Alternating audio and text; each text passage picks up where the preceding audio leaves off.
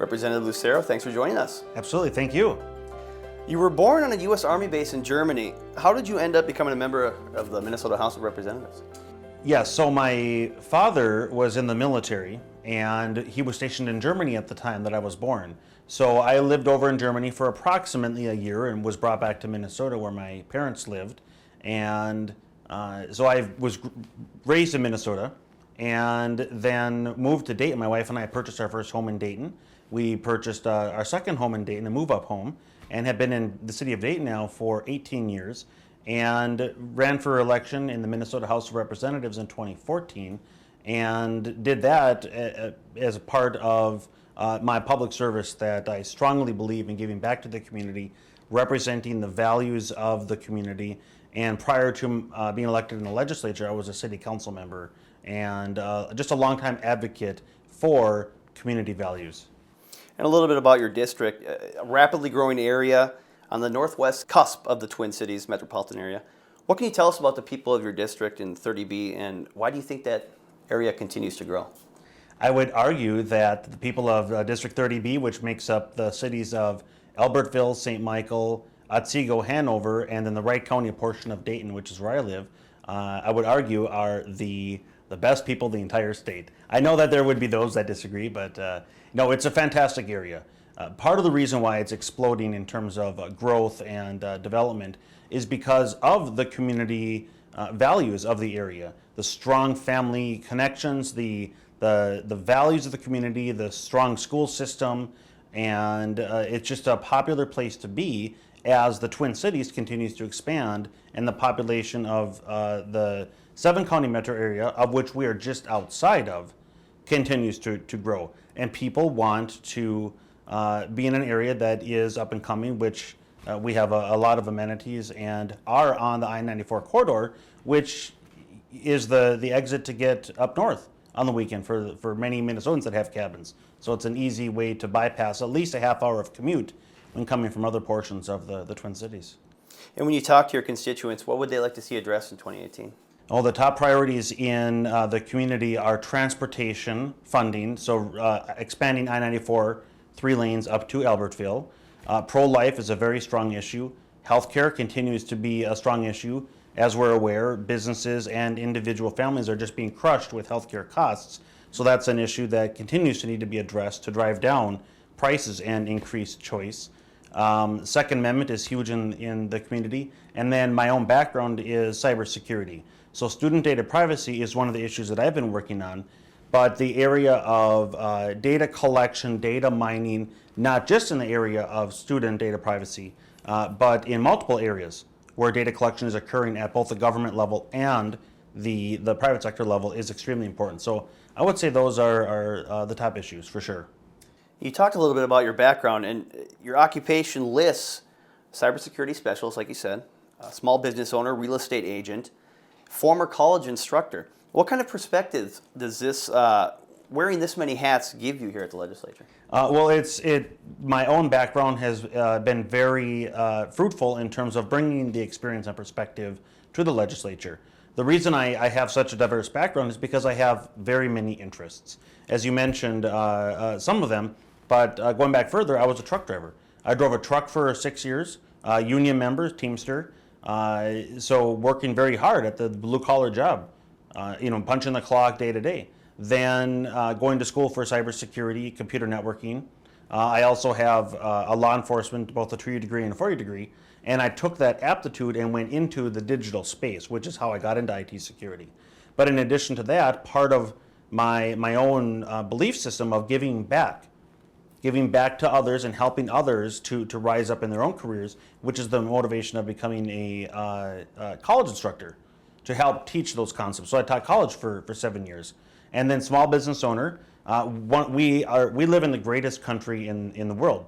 And one of the things that makes us the greatest country is the free market, that economic system that we have that allows people, no matter where they're born, no matter how they start, if they work hard, to rise and achieve their dreams. And being an entrepreneur, being a small business owner is one of the things that I wanted to take advantage of in our system here in the United States, which is to take risk and I also in the area of real estate, which is also part of the reasons why I'm a real estate agent and a general contractor as well, which have the synergy of that business that my wife and I operate. And then last but not least, which is the cybersecurity. It's a booming area. There's a lot of demand. There's way more demand than there is supply. And we see the digital space, the crimes, identity theft, malware, crypto locker, just all kinds of stuff that has a lot of people very concerned. So bringing these different backgrounds and experiences to the conversation that is occurring here in the legislature has again been very valuable. Let's talk about a bill that you sponsor. House File 1507 creates the Student Data Privacy Act. We talked a little bit about it with Representative Scott. A number of DFL members are co-sponsors to this. What would this bill do? So again, that's the area of student data privacy. And one of the good things about the cybersecurity is that it's not a partisan issue. There are both Republicans and Democrats that are greatly concerned about this topic. What this particular bill does is, well, let me take a step back. The law has not been keeping up with technology. Technology is far outpacing the advancements and the capabilities that are occurring than law and legislatures across the country can keep up with. And one of those areas is student data privacy. And so what this bill simply seeks to do is to bring the law, the statutes up to date, and re-empower parents over their own children's student data privacy rights, because what's happened over time is big data that's being collected as part of the K through 12 system by third-party vendors is being data mined, is being shared, and a lot of it is occurring without parental permission or even knowledge. Will something get done on this in 2018? We're hoping so. As we're well aware, a lot of legislation can take several cycles in order to pass.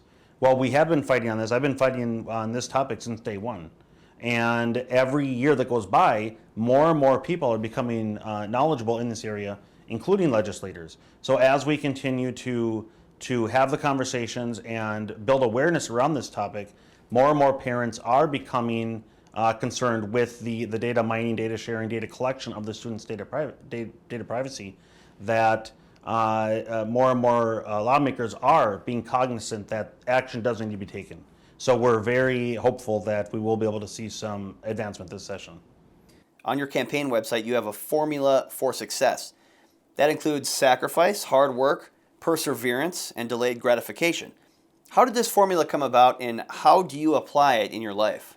Absolutely. So the formula for success: hard work, sacrifice, delayed gratification, and perseverance.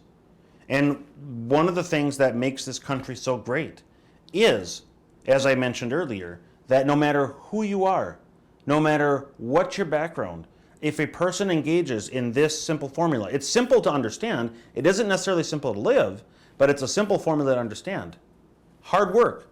If a person works hard, they engage in delayed gratification versus instant gratification, they make sacrifices, right? There is no easy, anything worth achieving is going to be almost always difficult. It's not easy.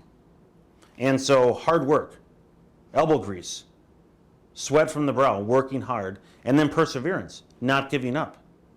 So if a person engages in those four elements, they will succeed at what they're attempting to achieve. Now, how do I apply that in my life? Well, as in another previous question that was asked, that's exactly what I've done. Is since even before I was 14 years old. So in the state of Minnesota, one of the labor laws is you can't work for an employer, a regular employer anyway, until you are age 14. And even then, at least back in the mid 90s or early 90s actually, when I turned that age, there were still a lot of restrictions around a 14-year-old working. But prior to even that, some people had a paper route. I had 3 paper routes.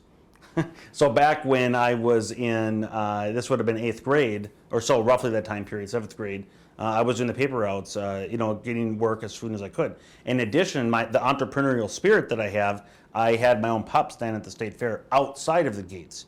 So in a period of 10 to 12 days, whatever the state fair is, I was pulling in over $1,000.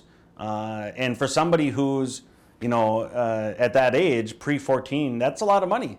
And so hard work, sacrifice, delayed gratification, perseverance, that attitude of mine has persisted in all walks of my life, whether it be the educational background that I've done, whether it be my own career background, as I mentioned earlier, going from truck driver, working hard, working my way up, making the sacrifice, taking the risks to enjoy the fruits of the labor of both myself and my wife. And so that's how I've implemented it. And I strongly encourage everybody to do the same. Because if a person engages in that formula, they will succeed at their dreams. And that's, again, what makes one of the greatest things about our country. And one of the things that I'm working so hard for in Minnesota, it's so that each and every one of us have the best economic environment, the business environment that's friendly and conducive to allow an individual to succeed in this arena. And I wanted to end with this. You definitely have an eclectic group of sport coats. Is there a story behind that, or have you always had a flair for fashion? Well, no, if anybody who knows me, anybody would know I certainly don't have a flair for fashion in my history. But the reason that I enjoy wearing colorful or bold sport coats, as I say it, is that's part of my life in terms of what I believe. If you're going to do it, be bold. If you're going to stand for truth, be bold about it. Don't be sheepish. So whatever activity a person's going to engage in, do it hard. Be bold, stand for the truth, stand for what you believe. So the sport coats that I wear, that's simply an outward manifestation of what's happening in my heart. It's, if you're going to go hard, be bold.